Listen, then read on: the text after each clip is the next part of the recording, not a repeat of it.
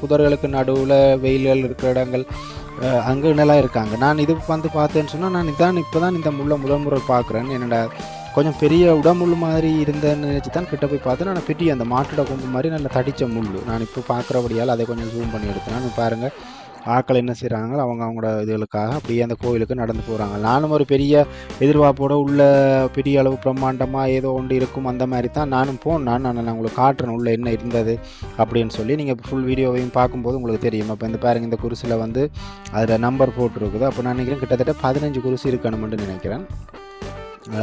இப்போ இந்த ஆக்கள் நடந்து வாகனங்கள் போய் இந்த ஆக்களுக்குரிய பாதை வந்து கிளியராக இருக்குது. கொஞ்சம் முள்ளுகள் பத்தகள் இல்லாமல். மற்றது அங்கால கொஞ்சம் முள்ளு பத்தகள் அதுகள் இருக்குது.